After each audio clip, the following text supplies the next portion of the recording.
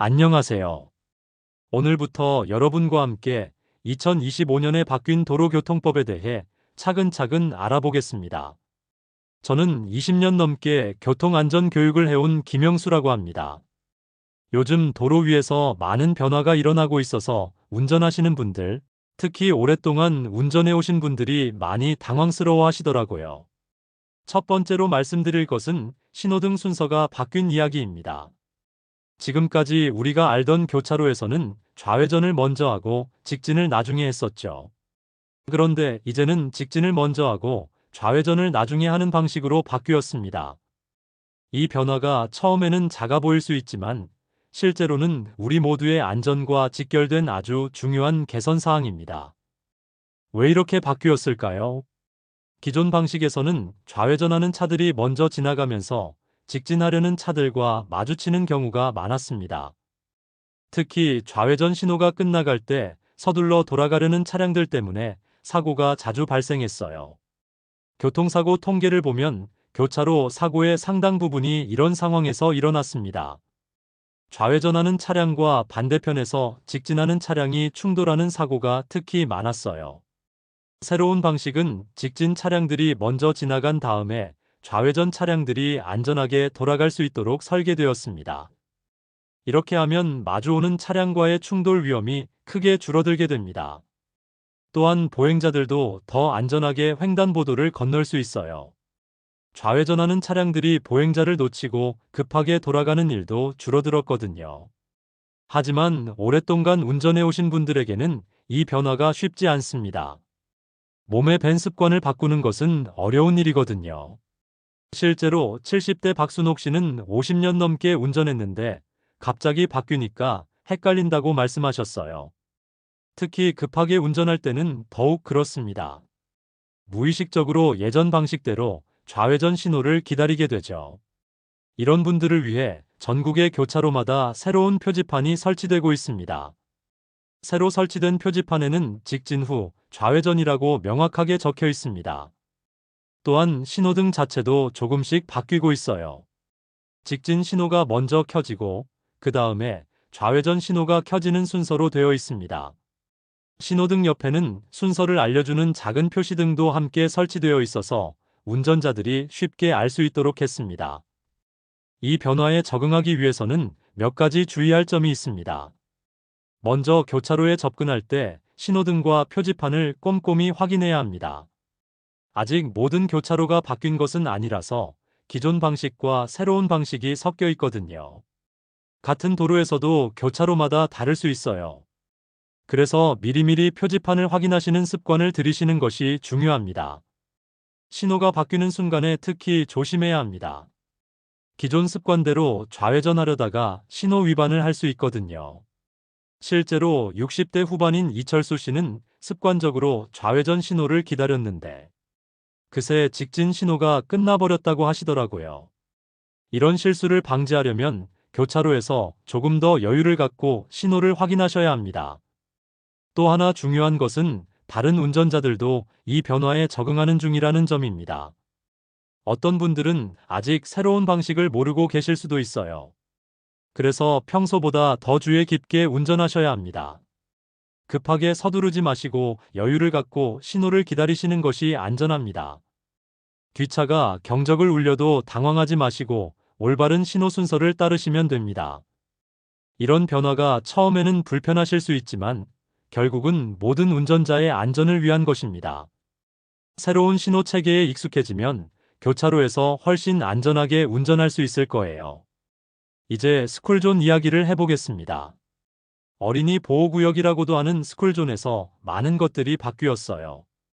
가장 눈에 띄는 변화는 횡단보도 색깔이 바뀐 것입니다. 지금까지 우리가 봐왔던 하얀색 줄무늬 횡단보도가 노란색으로 바뀌었습니다. 처음 보시면 정말 눈에 확 들어올 거예요.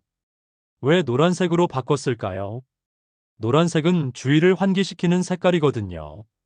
운전자들이 멀리서도 여기가 스쿨존이구나 하고 바로 알 수 있도록 한 것입니다.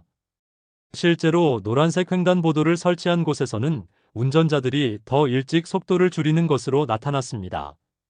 특히 비가 오거나 어두울 때도 하얀색보다 훨씬 잘 보인다고 하더라고요. 하지만 색깔 변화보다 더 중요한 것은 법규가 강화된 것입니다. 이제 스쿨존에서는 보행자가 없어도 반드시 일단 정지해야 합니다. 예전에는 아이들이 보이지 않으면 그냥 천천히 지나가도 됐었는데, 이제는 무조건 멈춰야 해요. 횡단보도 앞 정지선에서 완전히 정차했다가 다시 출발해야 합니다. 이 규정 때문에 많은 분들이 당황하고 계십니다. 65세인 최영희 씨는 횡단보도 앞에서 멈췄는데 뒷차가 계속 경적을 울리더라고 하소연하셨어요.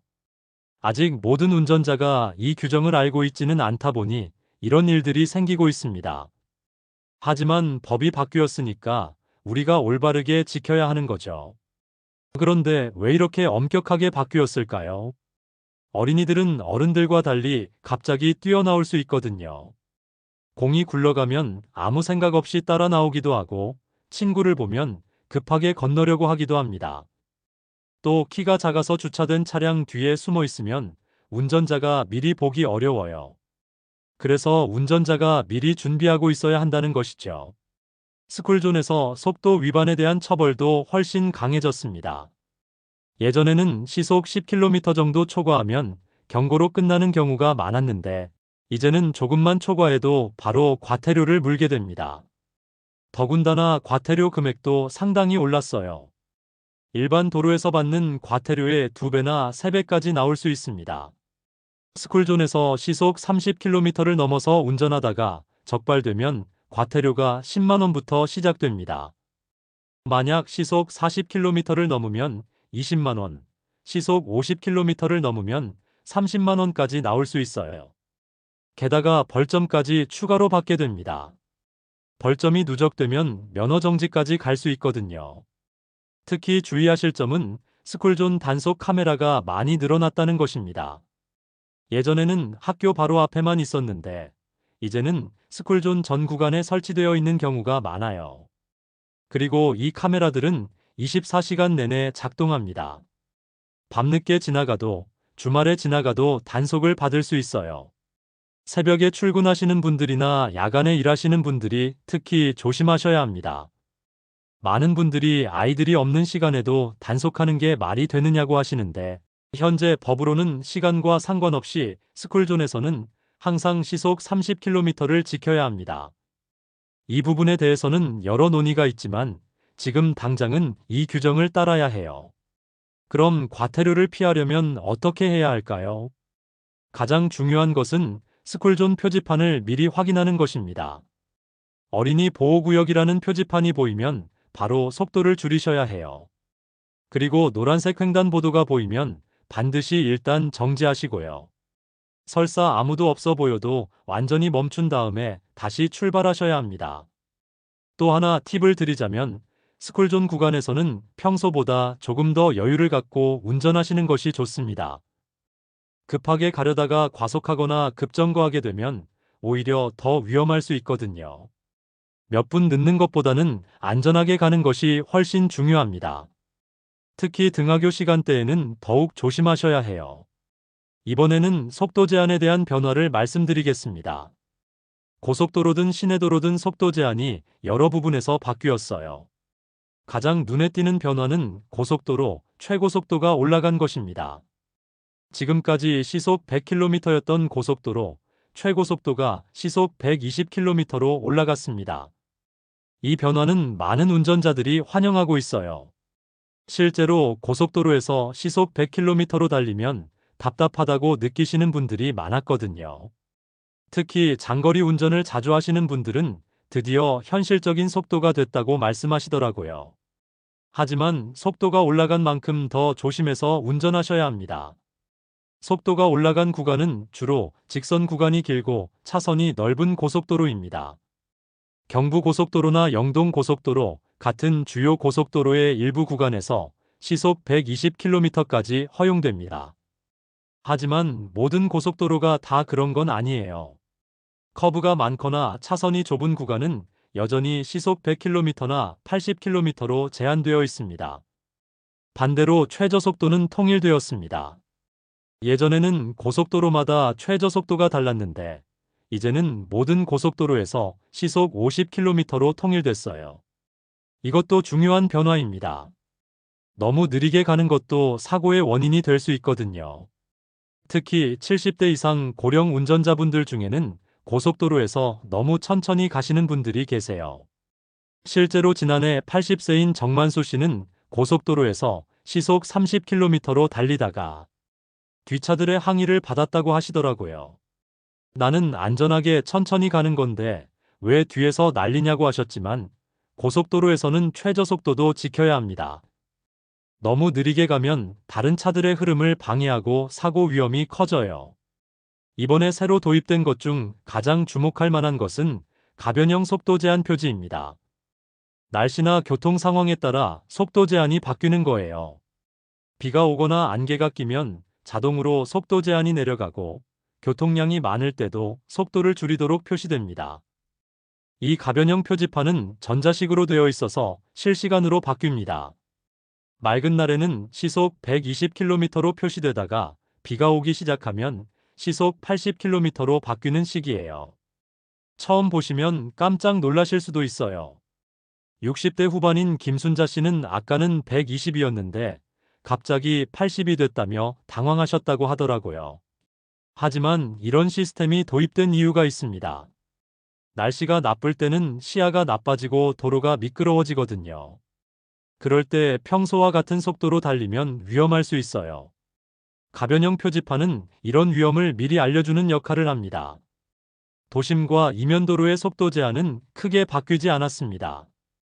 여전히 시속 30km에서 50km 사이입니다. 하지만 단속이 더 강화됐어요. 예전에는 시속 10km 정도 초과하면 넘어가는 경우가 많았는데 이제는 조금만 넘어도 과태료를 받을 수 있습니다. 특히 주택가나 상가 밀집 지역에서는 더욱 엄격하게 단속하고 있어요. 보행자가 많은 곳이라서 안전을 위해 속도를 철저하게 지키라는 뜻입니다. 실제로 많은 분들이 여기서 왜 찍혔지?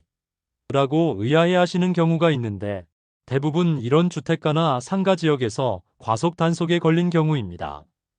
과속 단속을 피하려면 어떻게 해야 할까요? 가장 중요한 것은 속도 제한 표지판을 항상 확인하는 것입니다. 특히 가변형 표지판이 있는 곳에서는 더욱 주의하셔야 해요. 표지판이 바뀔 수 있다는 것을 염두에 두시고 운전하시면 됩니다. 그리고 날씨가 나쁠 때는 표지판에 나와 있는 속도보다도 더 천천히 가시는 것이 안전합니다. 법적으로는 표지판 속도까지 갈 수 있지만 안전을 위해서는 조금 더 여유를 두시는 것이 좋아요. 이번에는 면허와 관련된 새로운 변화들을 말씀드리겠습니다. 가장 큰 변화는 일종 자동 면허가 새로 생긴 것입니다. 지금까지는 일종 면허를 따려면 반드시 수동차로 시험을 봐야 했는데 이제는 자동차로도 일종 면허를 딸 수 있게 됐어요. 하지만 아무나 다 되는 건 아니고 조건이 있습니다. 일종 자동 면허를 받으려면 7년 이상 무사고 운전 경력이 있어야 합니다. 그동안 이종 자동 면허로 사고 없이 운전해 오신 분들에게 기회를 주는 거예요. 실제로 요즘에는 수동차를 몰 일이 거의 없거든요. 대부분의 차량이 자동차이고 특히 나이 드신 분들은 더욱 그렇습니다. 60대 중반인 박영식 씨는 40년 넘게 사고 없이 운전했는데 트럭 한 번 빌려 타려면 일종 면허가 필요하다고 하더라며 고민이었다고 하시더라고요.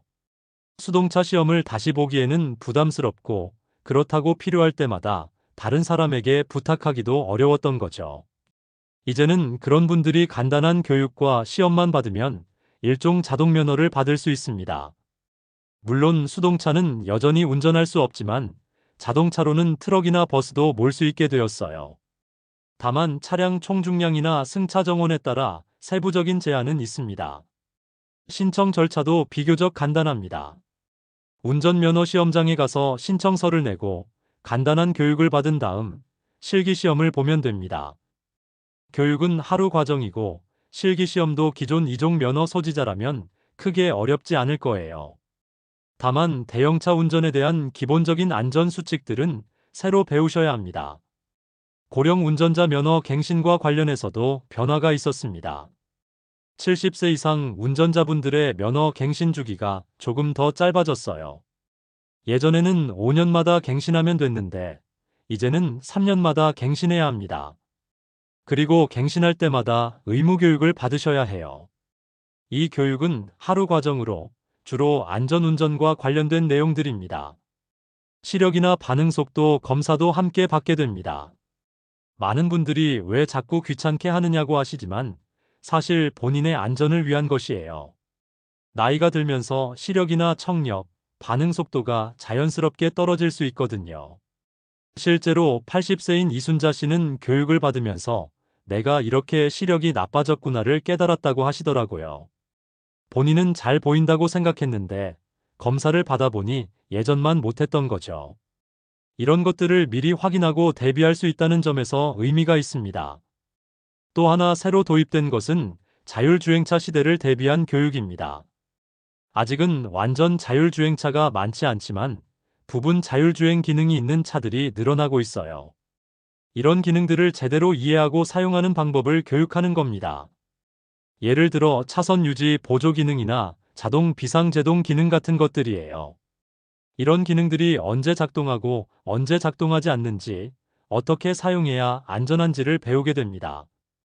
60대 후반인 김철수 씨는 새 차에 이상한 기능들이 많아서 어떻게 쓰는지 몰랐는데 교육받고 나니 도움이 됐다고 하시더라고요. 그럼 본인이 어떤 교육을 받아야 하는지 어떻게 알 수 있을까요? 먼저 나이를 확인해 보세요. 70세 이상이시면 면허 갱신 시 의무 교육을 받으셔야 합니다.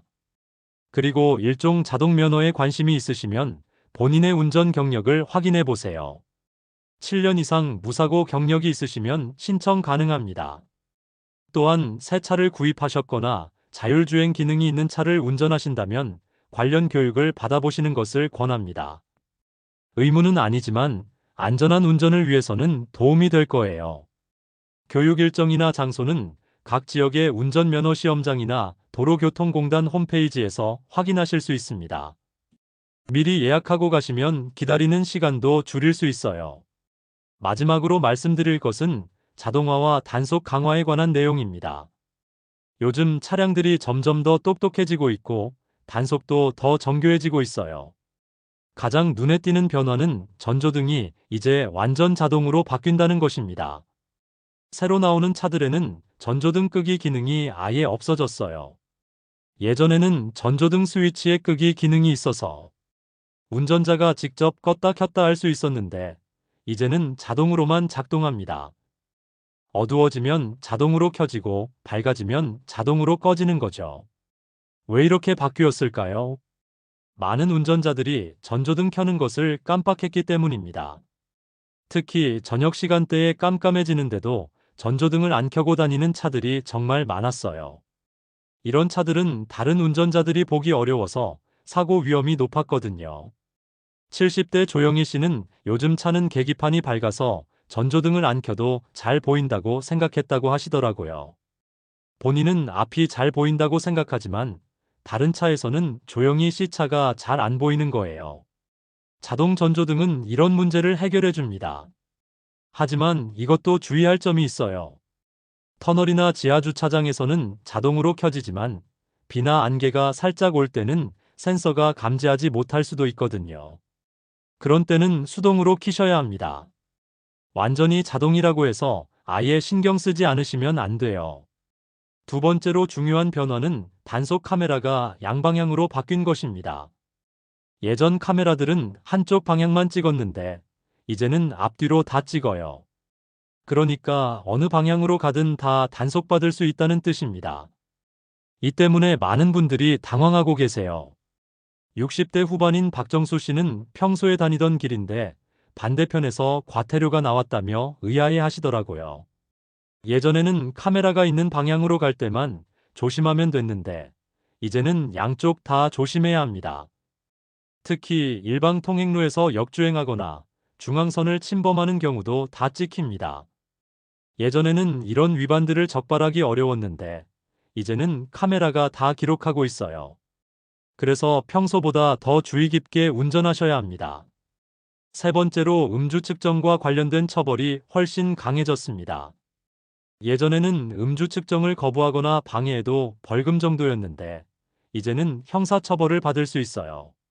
심하면 징역까지 갈 수 있습니다. 음주 측정 방해 행위라는 게 단순히 입에 바람을 불어넣지 않는 것만이 아니에요. 측정기를 부수거나 경찰관을 밀치거나 도망가려고 하는 것도 다 포함됩니다. 심지어 입에 물을 넣고 있다가 뱉거나 껌을 씹고 있는 것도 방해 행위로 볼 수 있어요. 실제로 지난해 50대 운전자가 음주 측정을 거부하고 도망가려다가 징역 6개월을 받은 사례가 있었습니다. 단순히 벌금으로 끝나는 게 아니라 전과자가 될 수도 있다는 뜻이에요. 특히 공무원이나 특정 직업을 가지신 분들은 더욱 조심하셔야 합니다. 또한 음주운전 적발 기준도 더 엄격해졌어요. 예전에는 혈중 알코올 농도 0.058%였는데 이제는 0.03%부터 처벌받습니다. 맥주 한 잔만 마셔도 걸릴 수 있는 수준이에요. 그래서 요즘은 한 잔은 괜찮다는 생각은 완전히 버리셔야 합니다. 조금이라도 술을 드셨으면 절대 운전하지 마세요. 대리운전이나 택시를 이용하시는 게 훨씬 안전하고 경제적입니다. 벌금도 상당히 올랐어요.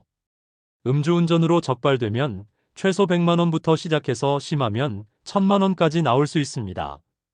게다가 면허 취소에 벌점까지 받게 되니까 정말 큰 손해예요. 마지막으로 이런 모든 변화들의 공통점은 안전을 위한 것이라는 점입니다. 처음에는 불편하고 귀찮으실 수 있지만 결국은 우리 모두의 안전을 위한 것이에요. 새로운 규정들을 잘 숙지하시고 안전한 운전하시길 바랍니다. 특히 나이가 드실수록 작은 실수도 큰 사고로 이어질 수 있거든요. 법규를 지키는 것도 중요하지만 무엇보다 본인과 가족의 안전을 위해 항상 조심스럽게 운전하시기 바랍니다. 이 소중한 정보가 여러분의 부모님, 배우자, 친구 혹은 주변의 누군가에게도 도움이 될 수 있도록 구독과 좋아요, 그리고 따뜻한 댓글로 여러분의 경험도 함께 나눠주세요. 여러분의 건강한 노후를 다담지혜가 진심으로 응원합니다. 끝까지 들어주셔서 감사합니다.